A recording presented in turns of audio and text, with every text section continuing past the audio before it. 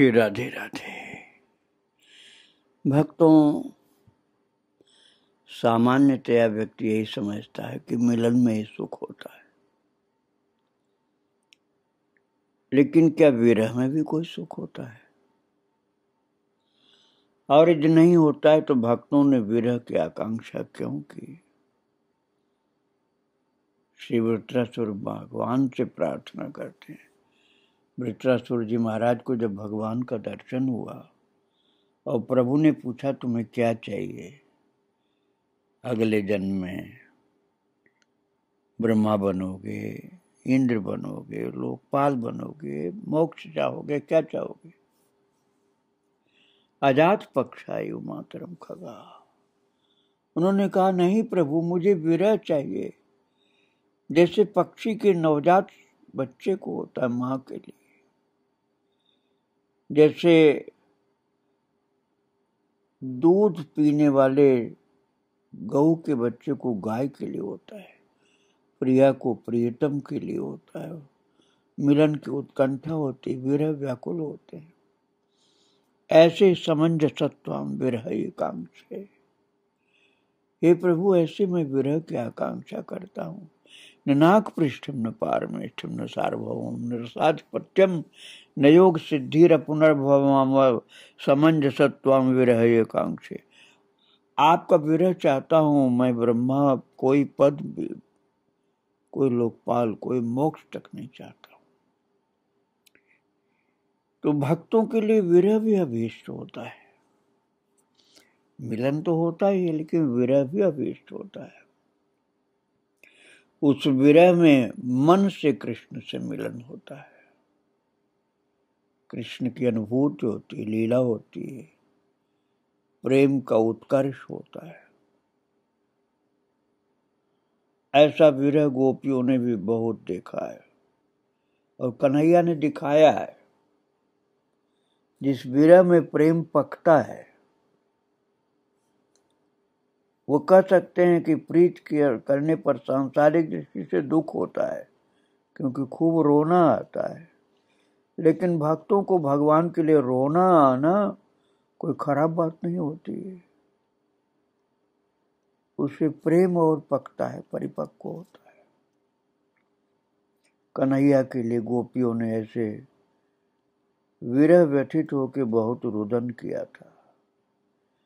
आज मैं एक ही ऐसे ही दृश्य में आपको ले जाना चाहता हूँ, जहां विशाखा के पास ललिता खोजती खोजती पहुंचती।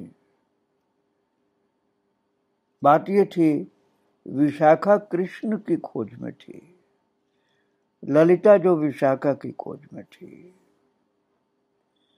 और विशाखा कन्हैया के खोज में घूमती घूमती बावरी सी चलती जा रही है। और चलती चलती चलती चलती जमुना के निकट भी पहुंची हो, और एकांत में भी जंगल में पहुंचे। विशाखा अकेले ही चलती जा रही, खोज रही प्रभु को, और फिर अपने मन से कहती, अरे ये मैं कहाँ आ गई?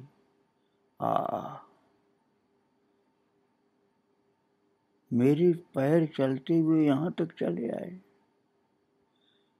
अरे अभागे मन, तू समझता क्यों नहीं कि अब यहां कुछ नहीं है, कुछ भी नहीं। संभवतः वो स्वप्न था, एक मधुर स्वप्न, जो हमारे जीवन में कन्हैया का रस बरसता था। प्रातः हुई और टूट गया वही स्वप्न। वो स्वप्न जो था अब प्रातः हो गई तो टूट गया। अब उसके लिए विक्षिप्त होने से क्या होगा?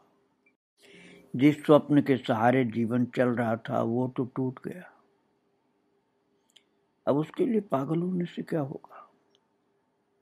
स्वप्न के सहारे जीने में कौन सी बुद्धिमानी है?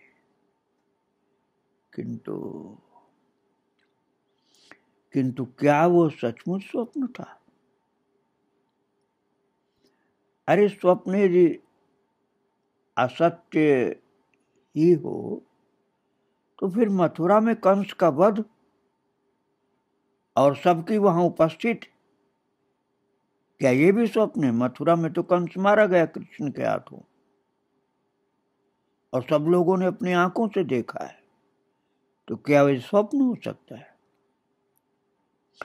नहीं, वह सब सत्य ही था, स्वप्न नहीं। श्याम सुंदर ने भली करी, भली करी तुमने श्याम सुंदर। इसी दिन के लिए तुमने कालिया दावानल, कालिया का दमन, दावानल का संकट दूर किया, अरिष्टासुर का संकट दूर किया और केसी से बचाया। इसी दिन के लिए, यही दुख देने के लिए, विरह का ताप देने के लिए। क्या इसीलिए हमारे साथ हेल मेल बढ़ाया? प्रीत की फांसी डाल करके इस ब्रज को तड़पने का दंड किस लिए दिया श्याम? वो साकरी खोर, वहां प्यार की लीलाएं, असीमित अनंत प्यार की लीलाएं, हमसे कर मांगना, लीला करना, खिलखिलाना, चिढ़ाना, नाचना, नचाना।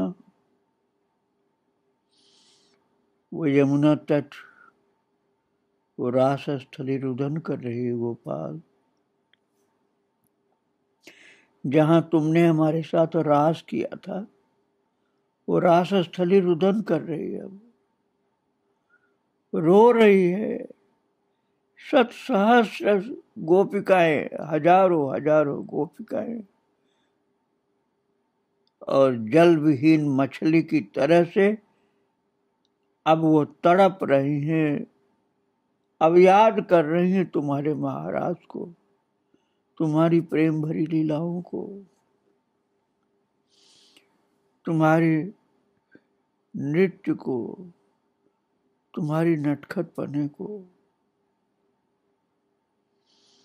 और श्री कीर्ति किशोरी अर्थात राधा रानी, नंदराय और यशोदा रानी की व्यथा कही जाने योग्य नहीं है। तुम जो एक गोवत्स का रभाना सुन करके उठ भागते थे, एक गौ का बछड़ा रभाता था तो तुम उठ के भागते थे देखने संभालने के लिए। आज ऐसे निष्ठुर कैसे हो गए कि हम सब एक साथ रोती हैं और तुम हमें भुला बैठे हो क्या? हम स्मरण न आए और कुछ भी ब्रज में कदाचित तुम्हारे स्मरण योग्य न हो, किंतु बाबा मैया और वृषभानु नंदिनी को कैसे भुला सके मोहन तुम?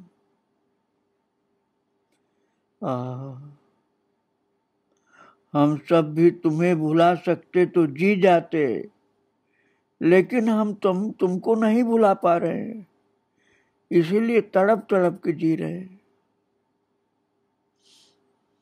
किंतु भुलाया ही तो नहीं जाता।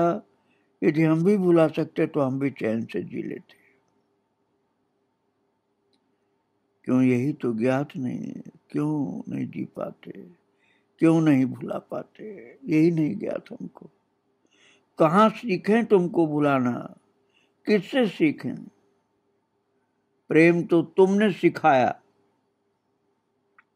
कन्हैया, प्रेम तो तुमने सिखाया, किंतु भुलाना अब किससे सीखें हम? केशव, तुम्हारे स्मरण तुम्हारी लीलाओं ने सिखाया, किंतु भूलना किससे सीखे? हम क्या तुम्हें स्मरण करती हैं माधव? नहीं, लगता है तुम स्वयं ही स्मरण हो। तुम्हारा स्मरण करना नहीं पड़ता, अनायास होता है। सब भूल कर तुम्हें पाया, दुनिया को भूल गए हम तब तुमको पाए, सबको छोड़ दिया मन से तब तुमको पाए। अब तुम ही त्याग गए हमको। तुम इतने अच्छे न होते, सुंदर न होते, तो संभवतः ब्रज की यह दशा नहीं होती। किंतु अब इस प्रलाप से क्या होगा? तुम तो रुला रुला कर हमको पागल कर दिए हो। और इस विलाप में, इस प्रलाप में, इस विरह में, इस दुख में पता नहीं क्यों ऐसा लगता है कि तुम यहीं कहीं हो, लेकिन दिखते तो नहीं हो। तुमसे सहज ही प्रेम हो गया, इतना ज्यादा प्रेम हो गया कि कोई सीमा नहीं। और तुमसे प्रेम करना इतना अच्छा लगा कि रात दिन तुम्हारे प्रेम में ही हम पागल हुई भागती रहती थी।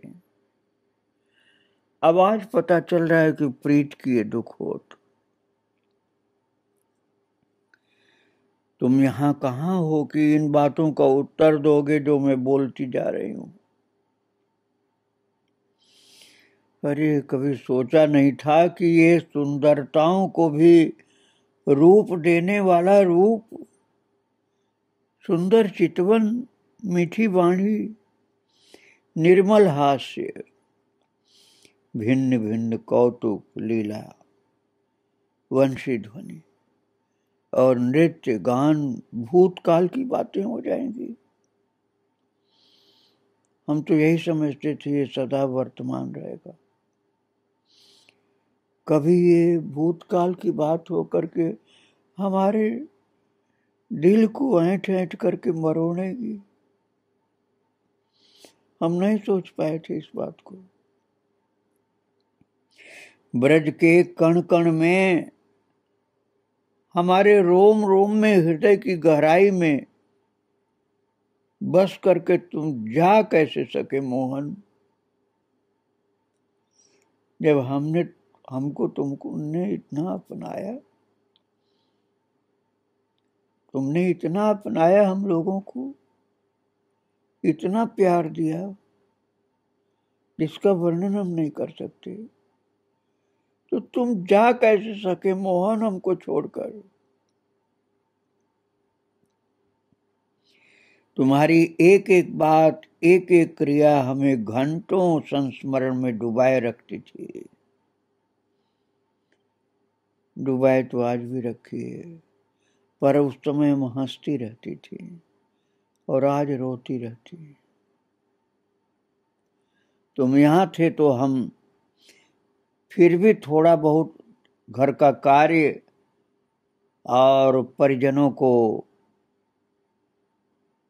शुश्रूषा कर लेती थी, सेवा कर लेती थी।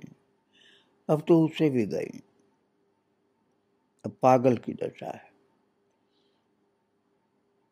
न कोई घर का कार्य होता है, न किसी की सेवा हो पा रही। और इस प्रकार से विशाखा अकेले ही बोल रही है, बिल्कुल अकेले बोल रही, वहां कोई भी नहीं। और तब तक एक आवाज विशाखा के कान में सुनाई पड़ी। वो थी ललिता।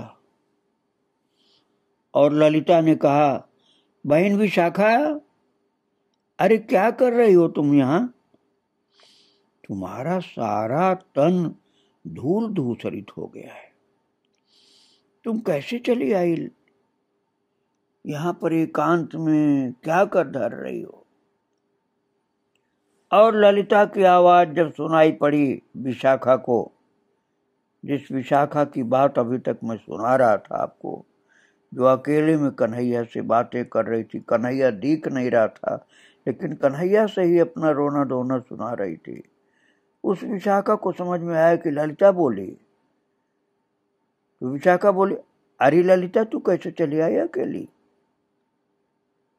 तो उसने कहा, जैसे तुम आई हो बहन, वैसे मैं भी चली आई। वहां उधर जमुना तट पर उनके सखा बिखरे पड़े। हाय मैं किसको किसको प्रबोध दूं, किसको किसको कैसे समझाऊं। अभी ललिता भी तो अतिशय दुखित है, विरह पीड़ित है। वैसे तो अष्ट सखियां सभी दुखी हैं, परंतु ललिता विशाखा तो राधा रानी की विशेष सखी हैं। विशाखा को खोजती खोजती ललिता पहुंची है और ललिता को विरह पीड़ित अवस्था में बोलते हुए देखा है। रज लगी पूरे शरीर पर उसके, वृंदावन की रज लगी। और जब पूछा है विशाखा ने कि तुम कैसे चली आई ललिता, तो वो करे जैसे तुम आई हो, कहाँ जाएं, कहाँ ढूंढें कन्हैया को। ललिता ने कहा विशाखा से कि वहां उधर यमुना जी के किनारे उनके सखा भी बिखरे पड़े हैं, हमारी दशा उनकी भी है। हाय मैं किस किस को प्रबोध दूं, कैसे समझाऊं किसको। जहां जहां उनके चरण पड़े हैं वो भूमि, वो रज ही अब हमारे लिए तीर्थ बन गई, संबल बन गया और औषधि बन गई। बस उनका स्मरण ही जीवन है बहन। अब स्मरण के अलावा और क्या कर सकते, छू तो सकते नहीं। याद करो बस उनको, उनकी जहां जहां लीलाएं हुई सब तीर्थ हैं। और उन तीर्थों में, उन लीलाओं की स्थलियों में जाकर बैठना, वहां की रज लगाना, वहां के जल में हमको आचमन करना, स्नान करना, यही औषधि रह गई जीने के लिए। उनका स्मरण तो है ही बहन, वही जीवन है। तुम्हें स्मरण है वो शरद रात्रि जब वो यमुना पुलिन पर बंशी बजी थी और हम सब मंत्र कीलित की सी भांति भाग करके जैसे बह चली थी उनकी ओर। उनके आकर्षण के प्रवाह में बहती हुई हम चली आई। उनकी बांसुरी की ध्वनि की मंत्र ने खींच लिया था हमको।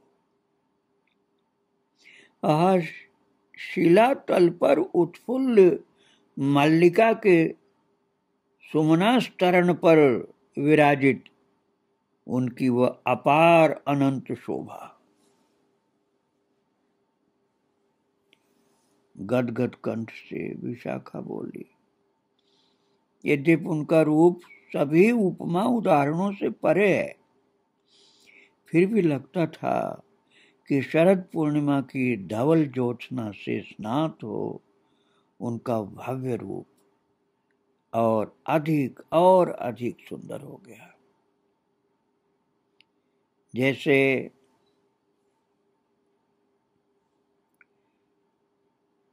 असली लोहा फौलाद के खड्ग की धार पुनः स्थान पर चढ़ा दी गई हो। नहीं बहन नहीं, कोई उपमा उनका स्पर्श नहीं कर सकती, ये उपमा मत दो। समता की बात ही कहाँ है। हाँ तो हाँ कह बहन, उसी रात्रि की चर्चा कर, तनिक प्राण उस सुधा का पान करके शीतल हो लें।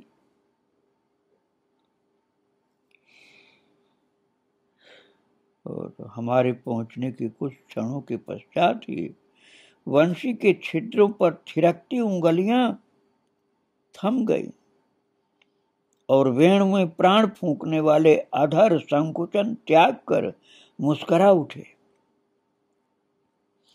हम लोग जब सब भागती हुई घर से निकलकर आधी रात को चांदनी रात में उनके पास पहुंची थी, तो मुख को संकुचित करके बांसुरी बजा रहे थे, लेकिन हमको देखते ही बांसुरी की ध्वनि बंद कर दी, मुख का संकुचन दूर हो गया और मुख उनका हास्य युक्त हो गया, मुस्कुरा उठे, फिर हंसने लगे हमें देखकर। अर्ध निमीलित कमल पत्र सी पलकों ने उठ करके अपनी मंजूषा के अमूल्य रत्नों को उद्भाषित कर दिया था। ऐसी थी उनकी प्यार भरी पलकें। उनकी प्यार भरी पलकों में अनंत आनंद था। देख देख करके मन भरता नहीं था। विशाखा, लोग मद्य पी करके मद विह्वल होते हैं, किंतु हम ब्रजवासी तो कन्हैया के दर्शनों से ही छक जाते हैं। दर्शन की क्या कहें सखी, हमें तो उनका स्मरण भी उसी अवस्था में पहुंचा देता है।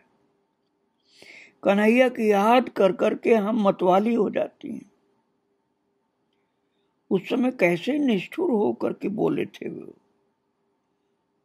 वन की शोभा देख चुकी, अब लौट जाओ। कुल कामिनियों की ये रीत सही नहीं है कि रात में घर से निकल करके बाहर कहीं घूमना। रात में ये क्या कर रही हो? इतनी रात को, अर्धरात्रि में घर से निकल के कहाँ आई हो तुम लोग? और ये तुम बंसीनाद सुनने आई हो अथवा मुझे देखने आई हो, तब भी अब अतिकाल हो चुका है। तुम अपने घरों को लौट जाओ, अपने गृह को प्रस्थान करो। वहां तुम्हारी प्रतीक्षा हो रही होगी। धर्म की रक्षा ही जीवन का सत्य है, और मैं भी धर्म पालन से ही प्रसन्न होता हूं। ऐसा उस महाराज के अवसर पर प्रभु ने कहा था भक्तों। अब इनको याद आ रहा, इन गोपियों को। और ललिता विशाखा आपस में बात कर रही हैं उस दिन की। और ललिता करे विशाखा से, विशाखा, ये शब्द बाण खा करके हम वहीं उसी समय क्यों न मृत्यु को प्राप्त हुए। ये शब्द बाण जो हृदय को वेदने वाला चलाया था उन्होंने, कि घर से क्यों चली आई जंगल में हमारे पास। यदि हम उसी समय मर गई होती तो अच्छा था, जिंदा रह गई। यदि ऐसा हो जाता, अर्थात मृत्यु हो जाती, तो आज का यह दारुण शोक कैसे हमारे प्राणों को संतप्त करने का अवसर पाता। उसने कहा, आगे का भाई।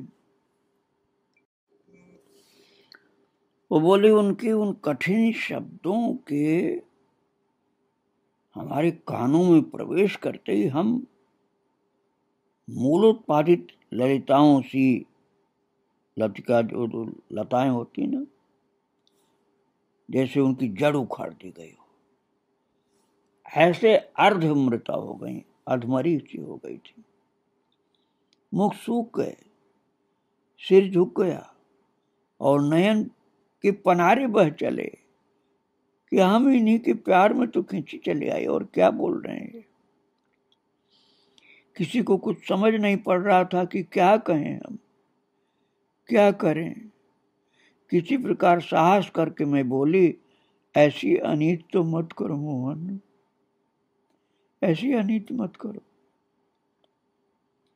गृह परिजन से नाता तोड़ करके हमारे प्राण तुम्हारे चरणों में बंध गए। अब एक पद भी हम उधर चलने में समर्थ नहीं हैं। जो तुम कह रहे हो कि घर वापस चली जाओ, अब हम घर वापस जाने लायक हैं ही नहीं। बस हम तो आपके चरणों में आ गए सो आ गए, अब कहीं नहीं जा सकती। भक्तों, उसी दृश्य को याद करती हुई ये गोपियां ललिता विशाखा के साथ एकांत में रात में प्रभु को याद कर रही, महाराज को याद कर रही और रो रही हैं। मैं उनको रोता हुआ तो नहीं छोड़ना चाहता, किंतु विरह के व्यथा में कभी प्रभु को याद करके हंसी भी आ जाती है, कभी आंसू गिरती है। ये विरहानुभूति भी भक्तों को कृष्ण की विशेष याद दिलाती है, और कृष्ण की याद आना भक्ति का एक महत्वपूर्ण अंग होता है। आओ कृष्ण की याद करने वाली इन गोपियों को हम प्रणाम करें। आगे फिर चर्चा करेंगे। श्री राधे राधे, जय श्री राधे।